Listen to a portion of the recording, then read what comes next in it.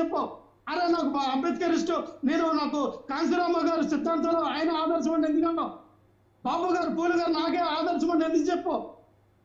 ఏం నాకు అర్థం కాదు. రాజకీయాల్లోకి వచ్చారేమో సెక్యులరిజం, మీరు అధికారంలోకి వచ్చారికేమో ఒక స్టాండ్ తీసుకుని ఒకవైపు మాట్లాడతారా? ఖచ్చితంగా ప్రజలందరూ గమనిస్తారని. ఈ విషయంలో నీ చంద్రబాబు నాయుడు గారి 40 సంవత్సరాల రాజకీయ అనుభవంలో ఏ రోజున ఆయన మతాన్ని నాకు తెలిసినంత వరకు ఎక్కడా హిందూ మతాన్ని సనాతన ధర్మం రచ్చగొట్టి మాట్లాడారని నేనైతే వినలా. సో నిన్న కూడా లడ్డూలో కల్తీ జరిగిందనే మాట్లాడారు, కానీ ఆయన ఎక్కడ హిందుత్వాన్ని రచ్చగొట్ల. నాతో నారా లోకేష్ గారు ఎక్కడ కూడా హిందుత్వాన్ని రచ్చగొట్టే వాక్యం మనం చూడాల. పెళ్లి వేరే వాళ్ళది అయితే కుక్కల అడవిలో పవన్ కళ్యాణ్ గారికి ఎందుకో నాకు అర్థం కాదు. రైట్, అది మనం జేఎస్పీ లీడర్స్ ఉన్నప్పుడు తప్పకుండా ఈసారి మిమ్మల్ని పిలుస్తాను. మీరు ఇంత గతంలో అన్నారు కదా 45,000 మహిళలు ఉమెన్ ట్రాఫికింగ్ గురయ్యారని. ఏమైంది పవన్ కళ్యాణ్? అధికారంలోకి వచ్చావు, సుగల్ ప్రీతి యొక్క కేసుని నెత్తి మీద వేసుకుని న్యాయం చేస్తానన్నావు. ఈ రోజు ఎందుకు చేయలేకపోతున్నావు? ఎక్కడ సుగల్ ప్రీతి యొక్క తల్లి ఎక్కడ? మీరు ఎందుకు న్యాయం చేయలేకపోతుంటారు? మీరు అధికారంలోకి వచ్చారు కదా, టేకప్ చేయండి, ఆ తల్లికి న్యాయం చేయండి మీరు. రైట్, తప్పకుండా లక్ష్మణ్ రావు గారు తప్పకుండా ఈసారి డిబేట్ కి నేను జేఎస్పీ నేతను పిలుస్తాను, మిమ్మల్ని పిలుస్తాను, వాళ్ళ దగ్గర అడుగుదాం, సమాధానం అడుగుదాం, వాళ్ళని అడుగుదాం, తప్పకుండా అడుగుదాం. జేఎస్పీ నేతను పిలుస్తాను, మిమ్మల్ని పిలుస్తాను, తప్పకుండా వాళ్ళని అడుగుదాం. నేను పిలుస్తా ఈసారి, తప్పకుండా పిలుస్తా. ప్రతి ప్రజలు గమనిస్తూ ఉన్నారు.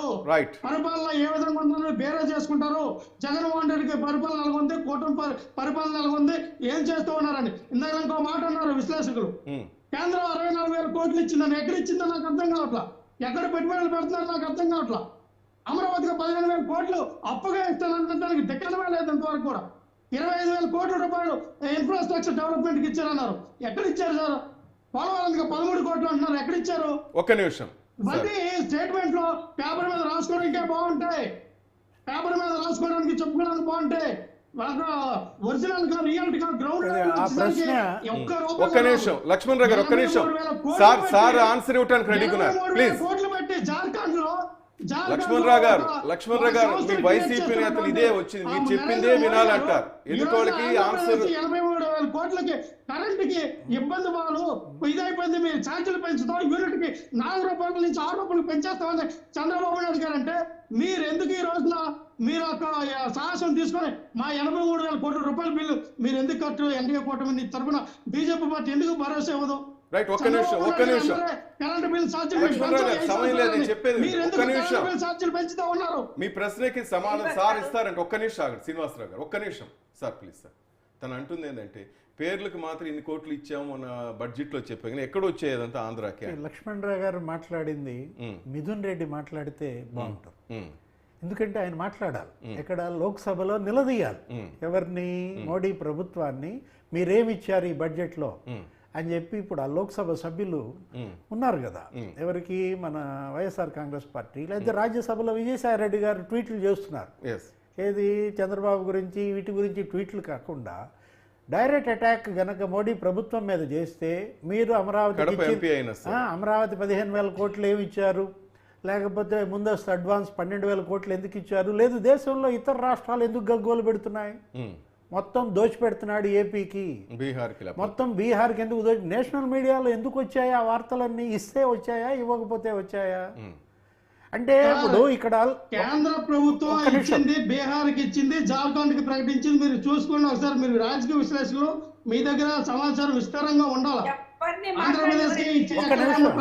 ఒక్క నిమిషం లక్ష్మణ్ రావు గారు, ఒక్క నిమిషం లక్ష్మణ్ రావు గారు, ఒక్క నిమిషం మేడం మీరు చెప్పండి. ఒక్క నిమిషం వాళ్ళు మాట్లాడినివ్వండి లక్ష్మణ్ రావు గారు. నేను చెప్పేది అదే లక్ష్మణ్ రావు గారు. ఇప్పుడు మీరు చెప్పారు 11 మంది. నేను చెప్పేది వినండి ప్లీజ్. నేను మాకు చెప్పేది లైక్ మీరు వెళ్ళిపోవచ్చు. Right, thank you. అట్లా వద్దు, రావద్దు ప్లీజ్, ప్లీజ్ ప్లీజ్ వెళ్ళండి మా మేడం. మీరు చెప్పండి ప్లీజ్. మీరు వినాలి లక్ష్మణ్ రావు గారు. ఒకరు చెప్పినప్పుడు మీరు మాట్లాడితే వింటున్నప్పుడు మీరు ఎందుకు వినరు? వేరే వాళ్ళు చెప్పినప్పుడు తప్పు కదా అది. 11 మంది ఉన్నారు, 11 మంది లైన్ లో ఉన్నారంటే గెలిచిన వాళ్ళు 11 మంది ఎవరు మాట్లాడలేదు. ఓడిపోయిన 11 మంది రోజు వచ్చి మాట్లాడుతున్నారు సార్ మీడియాలో. అదే అందరు నవ్వుకుంటున్నారు. అది గుర్తుపెట్టుకోవాలి వైసీపీ నేతలు కూడా. అదే లాంగ్వేజ్, అదే వాయిస్ ఇస్తే ఇంక ఈసారి కూడా ఆయన అదే అన్నారు. 11 మంది కూడా రారు, ప్రజలు కూడా అదే అంటారు. ఆ నోటితోనే జగన్మోహన్ రెడ్డిని పక్కన పెట్టారు. జగన్మోహన్ రెడ్డి తప్పు చేసి ఉప్పు చేసి పక్కన పెడితే ఈ నోటి దూలతోనే ఆయన నాశనం చేశారని చాలా మంది అంటారు.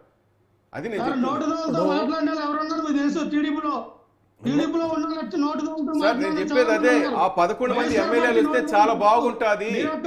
ఇప్పుడు నేను చెప్పేది అదే చెప్తున్నాను, మీకు చెప్పేది వినండి. మీరు వినండి, మీరు వినరు. ఇది మీరు వినరు, వేరే వాళ్ళకి ఛాన్స్ ఇవ్వరు. అదే బాధేస్తుంది. ఇప్పుడు సార్ చెప్తున్నప్పుడు వినాలి మీరు. ఆయన చెప్తున్నారు మిథున్ రెడ్డి చేత అడిగించవచ్చా, మిథున్ రెడ్డి చేత అడిగించవచ్చు కదా, దమ్ముందా లేదా అని అడుగుతున్నారు. మీరు అది అడగటల్లా. అరే అక్కడ ఒక్కొక్క మహిళ మాట్లాడుతుంది, ఆమెకి రెస్పెక్ట్ ఎవరు, మీరు ఆమెకు సిగ్గుందా అని అడుగుతారు. లక్ష్మణ్ రావు గారు చెప్పేది వినండి మీరు. లక్ష్మణ్ రావు గారు ప్లీజ్ లిసన్ హియర్. నేను చెప్పేది వినండి. అరే నేను చెప్పేది వినరా వైపు. చంపేస్తున్నప్పుడు ఏమైంది సార్? మీ నేతల్లో ఒక దళిత మెడికల్ ఆఫీసర్ని లంచాలకి మీరు చంపబడేస్తారంటే ఏం చేస్తున్నారు సార్ మీ నేతల్లో? ఇప్పుడు లోపాలు ఉన్నాయి. లక్ష్మణ్ రావు గారు ప్లీజ్ ఒక్క నిమిషం ఆగండి. ప్లీజ్ ఇక్కడ ఒక్క నిమిషం ఆగండి. అరిస్తే రాదు. లక్ష్మణ్ రావు గారు ప్లీజ్ మ్యూట్ హిమ్ ప్లీజ్. చెప్పిన వినండి లక్ష్మణ్ రావు గారు. అవతల వాళ్ళకు కూడా మనం ఇవ్వాలి, ఛాన్స్ ఇవ్వాలి. నేనే మొత్తం మాట్లాడతానంటే అవతల వాళ్ళు కూడా వాళ్ళ వాయిస్ ఇవ్వాలని రెడీగా ఉంటారు కదా, అది వినాలి. మీరు విని సమాధానం చెప్పాలి. కానీ ప్లీజ్ సార్ విపక్షం యొక్క విమర్శలపైన ప్రభుత్వం దృష్టి పెట్టాలి. ఎందుకంటే నిర్మాణాత్మకమైన విమర్శలను స్వీకరించాలి. మీరు ఇంట్రడక్షన్లో చెప్పారు ఉచిత ఇసుక ఇవాళ ఇష్యూ. మీరు గనక నిజంగా అది ఇసుక ఉచితం అయితే ఉచితంగా ఇవ్వాలి, లేదు దాని పేరు మార్చేయండి. ఏది ముఖ్యమంత్రి చంద్రబాబు, కూటమి ప్రభుత్వం, డిప్యూటీ సీఎం పవన్ కళ్యాణ్ ఇవాళ ఏంటి ఆ స్కీమ్ పేరు మార్చాలి. ఫ్రీ శాండ్ తీసేసి చౌక ఇసుక అనండి, సరసమైన రేట్లకి ఇసుక అనండి, చీప్ శాండ్ అనండి. అది స్కీమ్ పేరు మార్చుకోండి. మీరు గనక ఇసుకని ఉచితం చేస్తే దాని మీద జిఎస్టీ ఎందుకు వేస్తున్నారు? ప్రధాన ప్రశ్న ఇవాళ ఏంటి? వాళ్ళ ఆంధ్రజ్యోతితో ఏదో రాసిందన్నారు మీరు మెయిన్ హెడ్డింగ్ లో. దీనిపైన చర్చ జరగాలి. ఇవి నిర్మాణాత్మకమైనటువంటి విమర్శలు, ఇవి సరి చేసుకోవాలి. ఎవరు? ప్రభుత్వం సరి చేసుకోవాలి, ప్రతిపక్షం కూడా దీని మీద నిలదీయాలి. మీరు జిఎస్టీ ఎందుకు వేస్తున్నారు? గతంలో కూడా వేశారు, ఇవాళ కొత్త కాదు. ఇప్పుడు ఆఫ్ కోర్స్ చంద్రబాబు కూడా చెప్పొచ్చు, లేదు మన తెలుగుదేశం నాయకులు కూడా సమర్థించుకోవచ్చు. జగన్మోహన్ రెడ్డి హయాంలో వేయలేదా? అప్పుడు జిఎస్టీ వేశారు కదా, ఇప్పుడు మళ్ళీ జిఎస్టీ అంటారు. అటువంటిప్పుడు దాని పేరు మార్చండి. అది ఉచిత ఇసుక కాదు, అదేంటి అది చీప్ శాండ్ అని చెప్పండి దానికి పేరు. అంతే తప్ప మీరు ఇసుకని ఉచితం అని చెప్పి దానిపైన ఎలా మరేస్తారు? దానిలో కూడా ఆ బుకింగ్లో అక్రమాలు జరుగుతున్నాయి అంటున్నారు, బ్లాక్ మార్కెటింగ్ అంటున్నారు, కొన్ని లోపాలు ఉన్నాయి. అవన్నీ సరిదిద్దుకోవాలా? ఏది సమన్వయ లోపం ఒకటి అక్కడ డిపార్ట్మెంట్స్ మధ్య కూడా. మేడం చెప్పండి మేడం. ఈ 4 నెలల కాలంలో ఎన్డీఏ గవర్నమెంట్ ఏమైనా తప్పొప్పులు ఉన్నట్టయితే కానీ ఇప్పుడు 11 మంది వైఎస్ఆర్ కాంగ్రెస్ పార్టీ వాళ్ళు గెలిచారు కదండి, వాళ్ళు అసెంబ్లీకి వచ్చి ఎక్కడ తప్పు జరిగితే అని చెప్పాల్సిన బాధ్యత వాళ్ళపై ఉంది. ఊరికి ఇలాంటి వాళ్ళని మీడియాలో తీసుకొచ్చి కూర్చోబెట్టి ఊరికి అరుపులు అరిచి వాళ్ళు ఏదో ఒప్పులు తప్పుగా మాట్లాడేసి గబగబా మాట్లాడేసి వెళ్ళిపోతే కుదరదండి. ఎప్పుడు జగన్మోహన్ రెడ్డి గారి కానివ్వండి, ఇప్పుడు మరి పెద్దలు చెప్పినట్టు కేంద్రం నుంచి ఇన్ని కోట్ల రూపాయలు మేము ఆంధ్రాకి ఇస్తున్నామని చెప్పినప్పుడు పక్క రాష్ట్రాల వాళ్ళు కూడా గగ్గోలు పెడుతున్నారు. మరి ఎక్కడ ఇచ్చారు ఏంటి అనేది, ఎన్ని కోట్లు ఇచ్చారు, ఏ విధంగా ఇస్తున్నారు, విడతల వారీగా ఇస్తారా, దేనికి ఇంత ఇస్తున్నారని చెప్పి ప్రతిపక్షంలో మీరు మాట్లాడి అవన్నీ తీసుకొచ్చి ప్రజలకు చెప్పండి. మీరు ఇంత ఇచ్చారు ఇంత ఇవ్వలేదని చెప్పి చెప్పాల్సిన బాధ్యత ఎవరిపైన ఉంది? ఇప్పుడు మా రాజంపేట ఎంపీ మిథున్ రెడ్డి గారు ఉన్నారు, ఆయన పైన ఉంది, చెప్పండి. అదే కడప ఎంపీ అవినాష్ రెడ్డి గారు ఉన్నారు, ఈ రెడ్డి గారు అందరూ ఉన్నారు కదా, వాళ్ళందరూ వచ్చి బయటకు వచ్చి వాళ్ళ ముందు వాళ్ళ పాత్ర ఏదో వాళ్ళు పోషించి వాళ్ళు సమాచారాన్ని తీసుకొచ్చి వాళ్ళు ప్రజలకు చెప్పినట్టయితే కనుక సరైనటువంటి ప్రతిపక్ష హోదా లేకపోతే ప్రతిపక్ష హోదా మేమెట్లు ఇస్తామండి వాళ్ళకి. కానీ ఒక 11 మంది ఎమ్మెల్యేలు గెలిచారు మీ కాన్స్టిట్యున్సీలో, కనీసం మీ పరిధిలో ఉన్నటువంటి సమస్యల గురించి అయినా సరే అక్కడ ఉన్నటువంటి పరిస్థితిని బట్టి మీరు అసెంబ్లీకి వచ్చి మాట్లాడగలిగితేనే ప్రజలకు మిమ్మల్ని ఆశీర్వదిస్తారు, మిమ్మల్ని స్వీకరిస్తారు. అలాగా కూడా ఎంతసేపు పవన్ కళ్యాణ్ అట్లా చంద్రబాబు నాయుడు గారు ఇట్లా ఈ విధంగా మాట్లాడేప్పుడు మీరు మీలాంటి వాళ్ళు కాదు మాట్లాడాల్సింది. మీరు గెలిచినటువంటి వాళ్ళు అసెంబ్లీకి రమ్మనండి, పార్లమెంట్కి రమ్మనండి, అక్కడ మాట్లాడండి. అంతేగాని ఇష్టం వచ్చినట్టు మాట్లాడటం అనేది కరెక్ట్ కాదు. అసలు ఏంటంటే లక్ష్మణ్ గారు ఎదుటి వాళ్ళని మాట్లాడినివ్వకుండా మాట్లాడితే ఇలాంటి వాళ్ళు ఉండబట్టి ఇప్పుడు మీరు చెప్పినట్టు కరెక్ట్ అండి. నోటి దూల వల్ల ఇలాంటి వాళ్ళు కొంతమంది ఉండరు.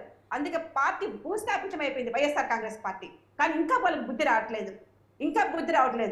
ఏది సిగ్గు మానం గురించి మాట్లాడతారండి, అసభ్యకరమైనటువంటి మాటలు మాట్లాడే అసెంబ్లీలో చంద్రబాబు నాయుడు లాంటి వాళ్ళ భార్య పైన మాట్లాడే మాటలకి ఈరోజు అసలు మహిళా లోకం అంతా ఒకటైపోయి ఇట్లాంటి నాయకులు ఉండకూడదని చెప్పి మాట్లాడతాం, ఇట్లా నాయకులు ఉండకూడదని చెప్పి వాళ్ళు ఇంటికి పరిమితం చేశారు. అదేవిధంగా పోలీస్ ఆఫీసర్ల గురించి మాట్లాడుతున్నారు. పోలీస్ ఆఫీసర్లు భయభ్రాంతులు చేశారు వైఎస్ఆర్ కాంగ్రెస్ పార్టీలో. వాళ్ళైతే అసలు ఎప్పుడు ఈ గవర్నమెంట్ పోతుందా, మాకు స్వేచ్ఛ వస్తుందా, మేము న్యాయపరంగా మేము ఎప్పుడు మేము మా వృత్తిలో మేము ఉండాలని చెప్పి ఈరోజు పోలీసు వాళ్ళందరూ కూడా ఏకపక్షమని చెప్పి తెలుగుదేశం గవర్నమెంట్ ఎన్డీఏ గవర్నమెంట్ రావాలని చెప్పి వాళ్ళందరూ కూడా పనిచేయడం జరిగింది. ఇప్పుడు అదే విధంగా వాళ్ళకి ఎవరికి ఫ్రీ స్వేచ్ఛ అనేది ఇచ్చారండి ఎన్డీఏ గవర్నమెంట్. ప్రతి ఏ అధికారి అయినా సరే కింది స్థాయి నుంచి పై స్థాయి వరకు కూడా ఎవరికి కూడా ఇన్స్ట్రక్షన్స్ లేదు.